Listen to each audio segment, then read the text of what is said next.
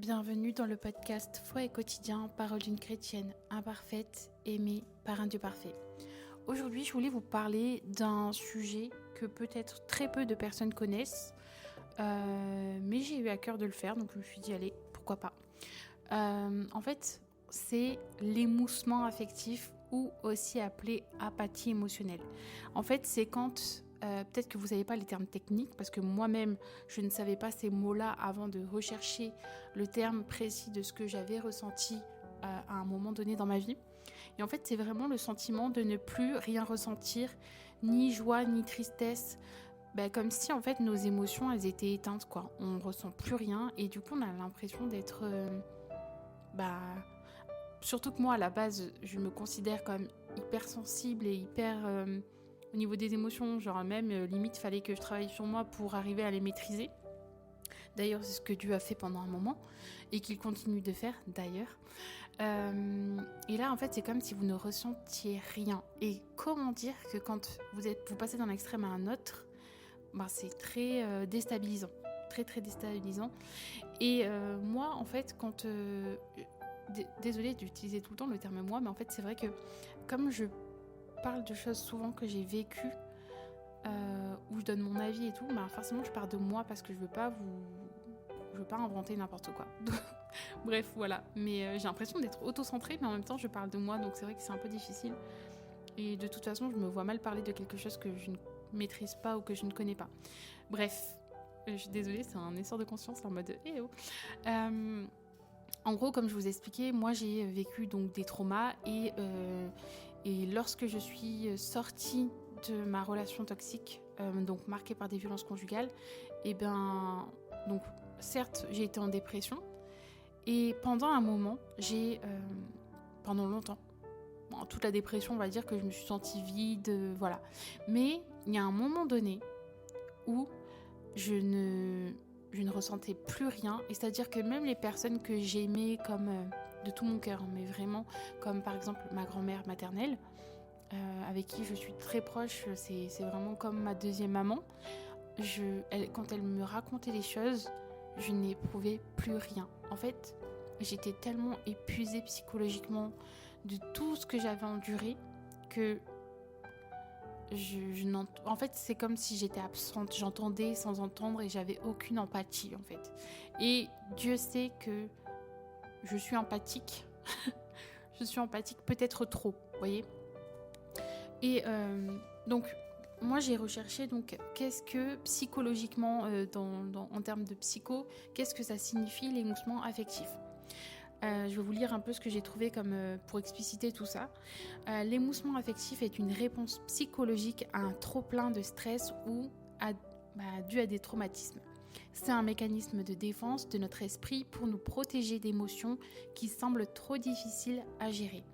Cela peut subvenir après un burn-out, un deuil ou, comme dans mon cas, dû à des événements traumatisants comme des violences conjugales. Mais ça peut être suite à des attentats, enfin des trucs, des traumatismes. Et les degrés, il y a des choses qui peuvent être traumatisantes pour moi qui ne le seront peut-être pas pour quelqu'un d'autre. Mais voilà, vous voyez, donc ce que vous pensez avoir subi comme un traumatisme. Je ne sais pas si vous avez déjà vécu ça, le fait de ne rien ressentir, mais c'est vraiment déstabilisant. Et dans ma tête, je me dis que les pervers narcissiques, je pense qu'ils sont comme ça au quotidien en fait. C'est des gens qui ne ressentent aucune émotion envers les gens. Et du coup peuvent vous faire du mal parce que ils ressentent rien en fait. Mais ils sont habitués à être comme ça en fait, ils sont comme ça, c'est fou quoi. C'est fou quoi. Bref, et en fait c'est comme si quand on vit ça, on est anesthésié. On est incapable de ressentir quoi que ce soit. Et même dans des situations où l'on sait qu'on va être ému ou touché en temps ordinaire, là ça va rien faire. Genre c'est même déconcertant quoi. Et même ça fait peur parce que tu te dis ok, là on va me parler peut-être, je sais pas, du décès de quelqu'un. Aucune émotion. Aucune émotion.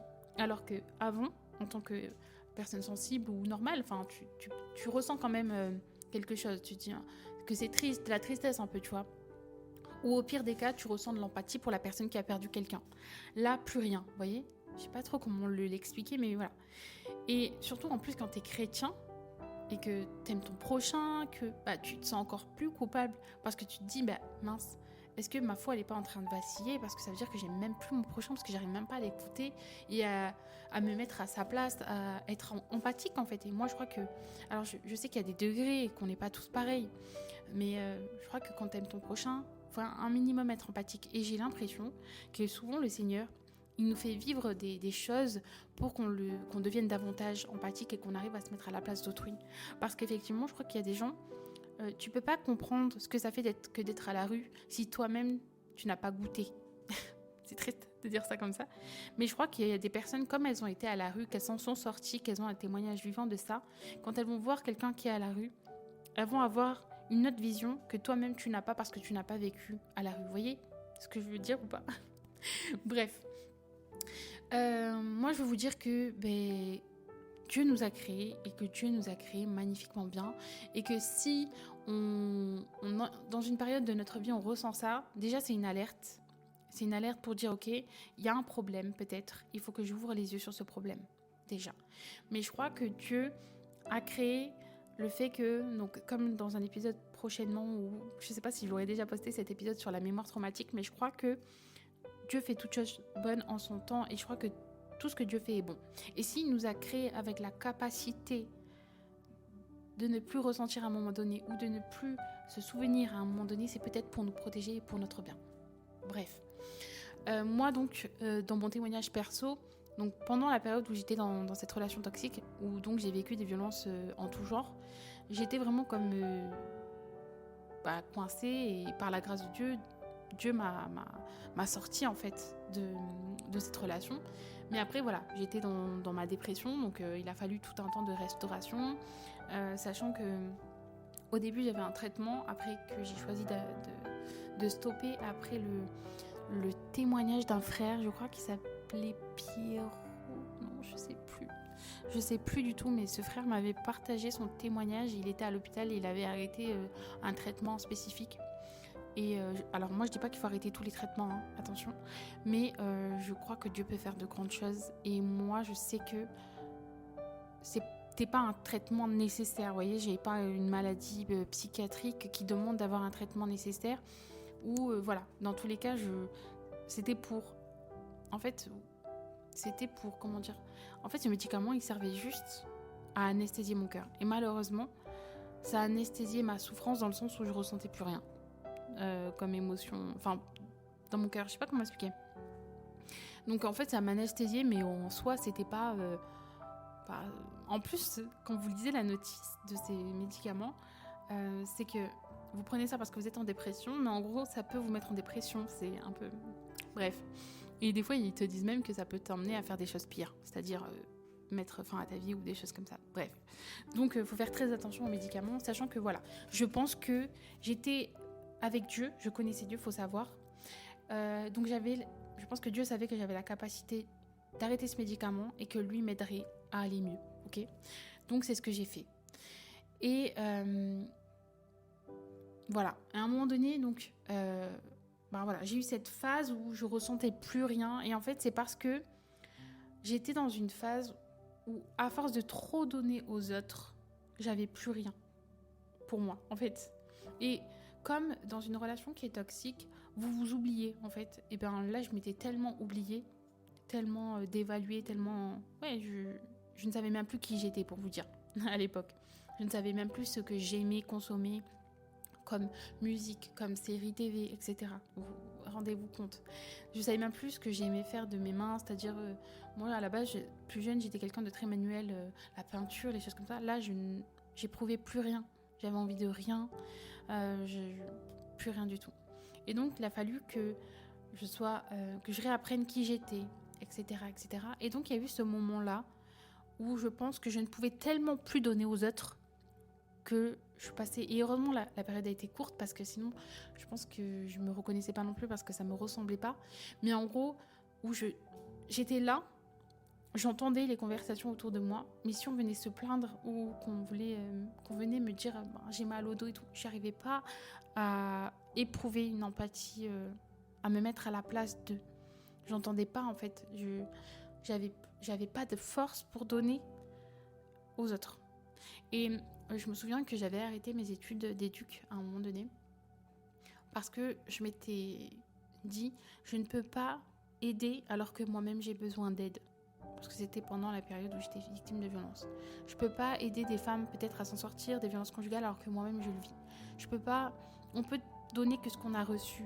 Ça, vous l'entendrez souvent dans la parole. Il n'y a que si tu as reçu Jésus dans ton cœur que tu peux donner et transmettre Jésus. Donc là, c'est pareil.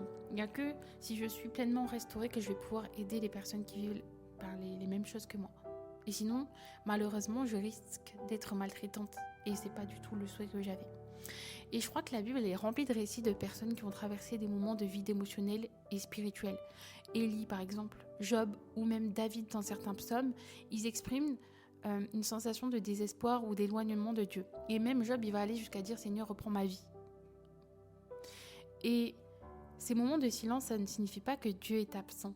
Et dans mon cas, j'ai compris que Dieu utilisait le vide pour m'enseigner quelque chose d'essentiel, c'est que ma foi ne repose pas sur mes émotions, mais sur sa parole et sa fidélité. Et c'est pas parce que moi je ressens rien à un moment précis que Dieu n'agit pas.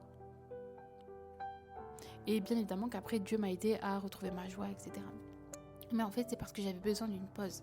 Et si vous vous écoutez pas et que vous donnez toujours tout de votre être et que vous ne prenez pas de temps pour vous restaurer, guérir votre cœur, vous allez devenir maltraitant, ne serait-ce que envers vous-même, parce que vous faites des choses que Dieu ne vous demande peut-être pas, parce que vous avez besoin de...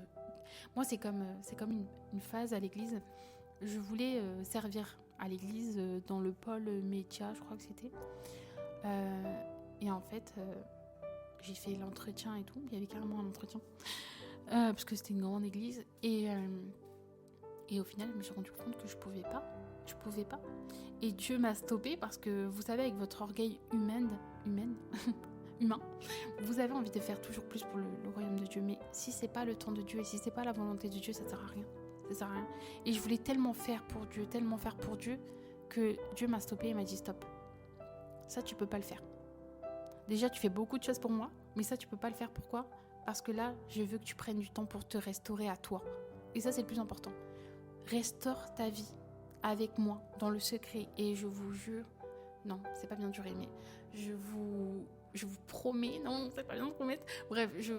Bref, en tout cas, j'ai jamais aussi avancé dans ma foi avec Dieu que dans la période du célibat et dans la période où j'étais seule, enfermée dans ma chambre, à lire, méditer ma parole, à écouter des vidéos, que le Seigneur, je vous promets.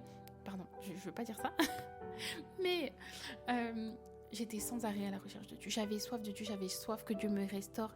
Et à un moment donné, je me suis dit heureusement que le Seigneur m'a stoppée, parce que j'aurais tellement voulu servir pour oublier qu'en fait non, c'était pas ça. Le Seigneur, il voulait que c'est bien de servir et je veux que tu me serves. Et tu le fais déjà d'une autre manière, pas à l'église, mais c'était ok. Mais là, c'est trop. Là, c'est trop. Là, il faut que tu sois focus sur toi-même. Parce qu'il y a un temps de préparation avant tout ça. Il y a un temps de préparation. Jésus s'est préparé avant son ministère. Il y a un temps de préparation. Tu dois être guéri. Tu dois être restauré pour parler de moi de la meilleure des manières. Et sans ça, tu vas combler en fait. Tu vas combler tes manquements par le service à Dieu. Et c'est pas bon. Je ne sais pas si vous voyez ce que je veux dire.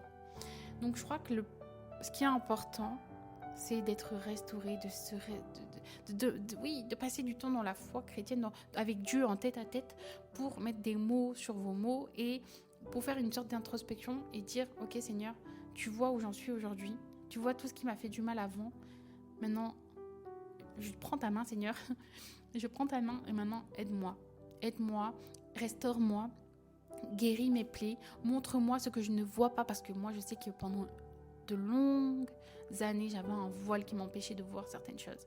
Et vous inquiétez pas que le Seigneur, quand vous lui dites « montre-moi », il va vous montrer. Et quand j'ai prié comme ça, quand j'ai prié « Seigneur, montre-moi », il m'a tout montré. Et mon cœur refusait de croire. Mon cœur refusait de croire et de voir. Et d'accepter ce que je voyais. Pourtant, c'était la vérité. Et Dieu me montrait. Et j'ai tellement été comme ça, surtout au début de ma foi, dans cette relation toxique que je n'arrivais pas à voir comme étant toxique, parce que moi j'ai grandi dans un foyer dysfonctionnel, enfin que 2 ans, parce que ma mère elle est partie quand j'avais 2 ans, mais j'ai vu ça, j'ai vu la violence et les liens qui sont qu'on ne voit pas, mais qui sont là. Et donc, j'ai réitéré ce que ma mère avait vécu et je suis allée prendre quelqu'un qui était comme mon père, voire pire. Ou pareil, je sais pas. Pire, pareil, ou bref, je sais pas. Mais en tout cas, j'ai réitéré la même chose. Et après ça, moi, je me suis convertie là-dedans et ma mère s'est convertie 5 années après. Et je prie, j'ai prié. Et avec ma mère, elle a reprié aussi pour qu'on brise tous ces liens. Tous ces liens pour pas que les générations futures soient impactées. Pour pas que mes enfants soient impactés par ces liens-là. Et je crois que c'était nécessaire. C'était nécessaire. Et finalement, bon, vous voyez, l'épreuve, quand vous la viviez, vous dites c'est horrible et tout et tout. Et en même temps, après, quand vous prenez un peu de recul, vous dites merci Seigneur, parce que ça m'a appris beaucoup de choses. Ça m'a appris beaucoup de choses et moi je me dis, Seigneur, peut-être que si j'avais pas été dans cette relation, peut-être que je t'aurais pas rencontré, peut-être qu'il fallait que je sois brisée autant pour croire en fait, pour croire, parce que je suis pas née dans une famille chrétienne et personne m'avait parlé de Jésus. Et finalement, Dieu s'est servi de plein de petites choses pour me ramener à lui, et notamment le fait que je sois tellement brisée que j'ai eu besoin d'aller vers lui et de le rechercher pleinement de tout mon cœur. Bref, donc si désolée, je m'étale et je change un peu de sujet, mais si vous êtes dans une période semblable, si vous avez déjà ressenti ce type de choses, c'est-à-dire un émoussement affectif, ne plus rien ressentir d'un coup, déjà acceptez et reconnaissez votre état. C'est le plus important. Il faut que vous reconnaissiez votre état, que vous avez été comme ça, ou que vous étiez comme ça, ou que vous êtes comme ça, pour que Dieu vous change. Parce que si vous ne voyez pas, il ne peut pas changer ce que vous ne voyez pas. Parce qu'en fait, il faut que vous alliez les déposer au pied de Dieu. Vous comprenez ? Il faut que vous reconnaissiez qu'il y a un problème. Si vous ne reconnaissez pas, par exemple, un alcoolique, s'il ne reconnaît pas qu'il est alcoolique, il ne va pas vouloir changer parce que pour lui, il n'y a pas de problème. Vous voyez ? Également, vous pouvez aller chercher de l'aide extérieure. Moi, j'ai dû aller voir des psychologues et il n'y avait pas de problème avec ça. Et c'est pas mal d'aller voir un psychologue. Voilà. Moi, en tout cas, mon point de vue, c'est ça. Par contre, votre psychologue ne doit pas prendre la place de votre Dieu. Enfin, bref, vous avez bien compris que le psychologue n'est pas là pour être un idole. Hein. Mais ça peut permettre d'évacuer, de mettre des mots sur des mots.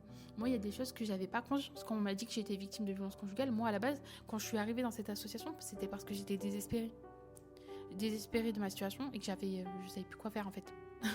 Je savais plus quoi faire et quand j'ai expliqué ma situation, la dame m'a dit mais en fait vous êtes victime de violences conjugales.